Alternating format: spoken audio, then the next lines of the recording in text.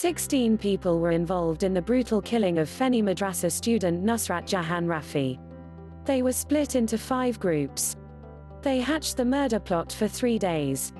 The mastermind, Sonagazi Islamia senior Fazil Madrasa principal Siraj Ud Doula gave instructions from jail. His accomplices executed the plot on April 6.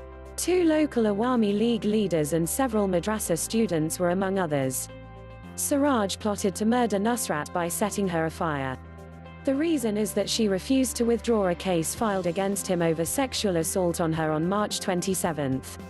Banaj Kumar Majumder, chief of the Police Bureau of Investigation (PBI), said all this before the media yesterday after finalising the charge sheet against the 16.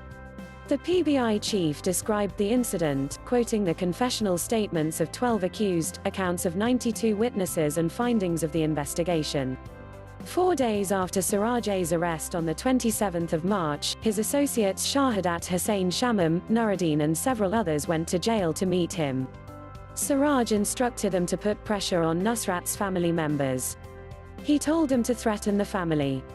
The target to make her withdraw the case against him was his strong stand. Siraj's men then formed a committee to free him with Nuruddin and Shahadat as its convener and joint convener. The committee's task was to do whatever necessary to free him. Siraj's associate, Sonagazi municipality councillor and local AL leader Maqsood Alam, gave Shahadat Taka 10,000 for carrying out the committee's activities. Failing to persuade Nusrat to withdraw the case, Shahadat, Nuruddin, Madrasa teacher Hafiz Abdul Qadir and several other committee members met Siraj again at jail on April 3. Siraj asked them to increase pressure on Nusrat and her family, and if necessary, kill her by setting her afire, said the PBI chief.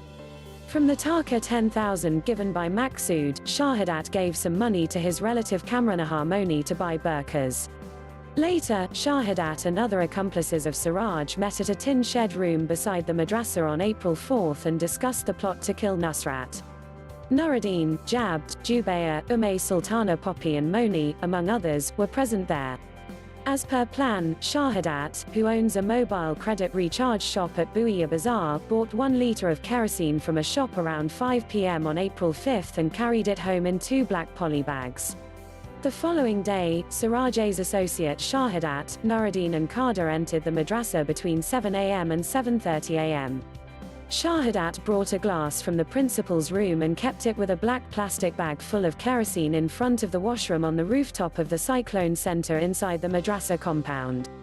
Moni brought 3 burqas and 4 pairs of gloves, and kept those in a room on the 3rd floor of the Cyclone Center. 2 other accused, Mohiuddin Shaikal and Muhammad Shamim, stood guard in front of the center so that no one could enter the building, according to the PBI. 4 other accused, Iftekhar Uddin Rana, Imran Hussain Mamun, Abdur Rahim Sharif and Qadir took position in front of the madrasa main gate to make sure that only students could enter the madrasa compound. Siraj's associate, Sonagazi Upazila al-President Ruhul Amin, was tasked with dealing with police and keeping an eye on the situation outside the madrasa. Shahadat, Jabd and Jubair entered the madrasa around 9:30 a.m. and put on burqas on the 3rd floor of the Cyclone Center. Soon after Nusrat entered the madrasa to take the alim exam, Poppy told her that someone was beating up one of her friends on the Cyclone Center rooftop. Nusrat rushed to her exam hall, some 15 yards from the main gate, and kept her belongings at the hall. She then ran towards the Cyclone Center. Poppy followed Nusrat and stopped her on the 2nd floor. She then asked Nusrat to withdraw the case against Siraj, but Nusrat refused. As Nusrat and Poppy climbed the stairs to the rooftop, Shahadat, Jubair, Jabd and Moni followed them from the 3rd floor. They threatened Nusrat, asking her to withdraw the case. They also told her to sign a blank paper, but she refused, said the PBI chief. Shahadat then gagged Nusrat. Jabd and Jubair tore Nusrat's scarf into 2. They bound her legs with one piece and her hands with the other. Jabd then brought the plastic bag full of kerosene and the glass. He filled the glass with kerosene and poured it on Nusrat. He kept doing it until the bag was empty. Instructed by Shahadat, Jabd struck a matchstick and set Nusrat ablaze. At the time of the incident, Jabd and the other accused addressed Poppy as Shampa to create confusion about their identities, said Banaj.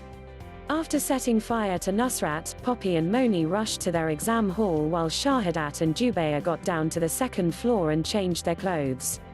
They then scaled the boundary wall, dumped the burqas into the nearby Madrasa pond and escaped. Jabd, however, did not take off burqa. Wearing it, he came out of the Madrasa through the main gate. He took it off at the bank building beside the Madrasa.